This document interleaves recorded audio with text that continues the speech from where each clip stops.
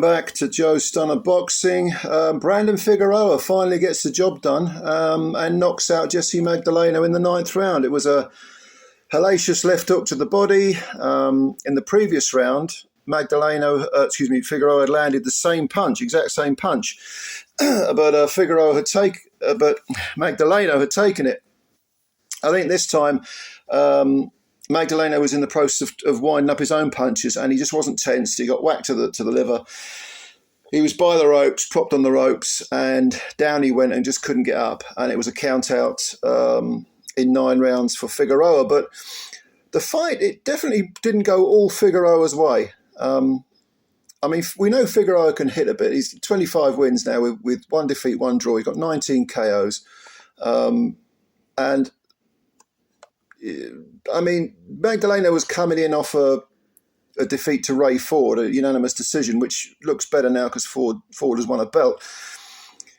And he was doing well, Magdaleno, in the early rounds. He wasn't allowing Figueroa to find any rhythm. He was kind of fighting in spurts, and he's much the shorter man. I think he's about 4-5 inches shorter than Figueroa, who's tall for the weight. These are featherweights, by the way. And he was able to sort of keep Figueroa in first gear. Figueroa just couldn't work out, okay, what am I doing here? He disrupted any kind of game plan that Figueroa had. And Magdaleno was, he's moving an awful lot, in and out, burst of punches. Then southpaw fighter Magdaleno. Figueroa is an orthodox fighter, or listed as orthodox, but he actually did a bit of switch hitting. Which I don't know, not necessarily with any sort of rhyme or reason. He was just trying to find the key to the door, if you know what I mean.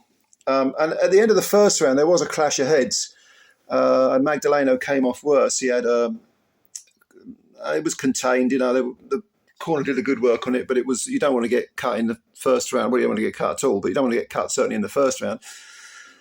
Clash of heads, and then I think it was the 4th round, was it? There was a low blow, quite a serious low blow from Figueroa, and it put Magdaleno on the floor. And it was low; it was very, very low. And Magdaleno was given time to recover. The referee was very sort of officious. He was. He said to Magdaleno after he'd been knocked down, he said, "Get up, just like that, get up, go on." And Magdaleno's like, "Look, give me a break, will you? Just let me have a few seconds here." But he fought on.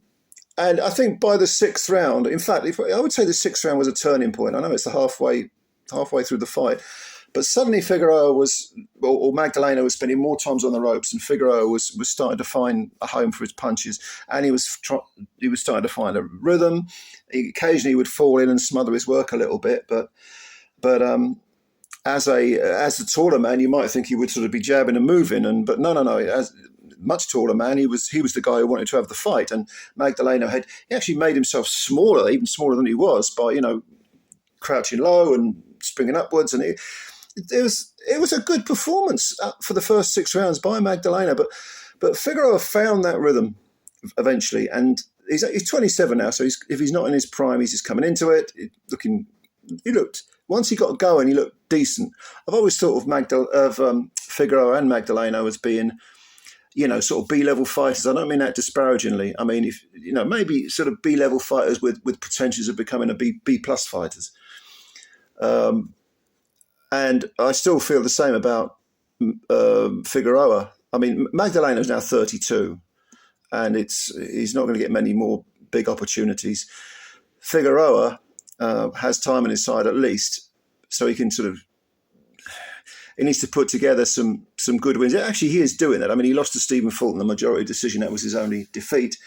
But he's come back and beat Carlos Castro, stopped him in 6, which was Castro, I think, had only been beaten once before. He beat Mark Magsayo, who is, I think that was a unanimous decision. I think he'd only been beaten once. And now he's got Magdaleno on his record. So there's some momentum there.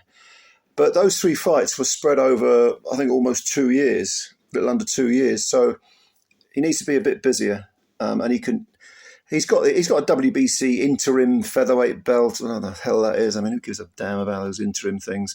But he is a former He is a former champ, WBC and BA, I want to say, super bantam champ. So he needs to settle into that featherweight. I think he has probably settled into the featherweight division and start, making a run for proper belts. Let's put it that way, and maybe unifications. Good fighter. Don't get me wrong. Figueroa's a good fighter, but I think if you're talking about reaching the absolute elite, that sort of zenith of the very top of the tree, and I'm not entirely convinced, but I could be wrong. People get better, and he's 27, so he can improve. He's got time to improve, and he does have that, height and dimensions, sort of advantage, I suppose, if it is an advantage. I mean, again, Magdaleno, he did very well for a guy who's much shorter. He was crafty, and there were some veteran moves in there, but eventually he just ran out of a little bit of puff and got walked down.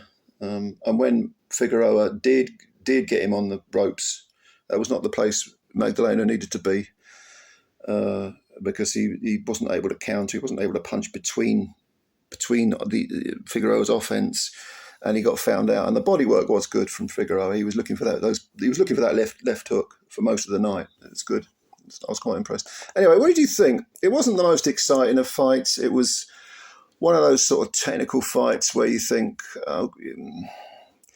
it wasn't bad. It wasn't a bad fight. I wasn't bored watching it, but you were kind of waiting for it to sort of set a light, and it didn't. It never did. And the knockout came right out of the blue. I mean, I wasn't expecting it. The clapper went for the last 10 seconds, and then suddenly it was all over. But anyway, let me know what you think. If you have any opinions, comments below, of course, and subscribe to the channel if you are new, and hit the like button as well, and spread the word about Joe Stunner Boxing. It makes sense. Thank you very much. Bye for now.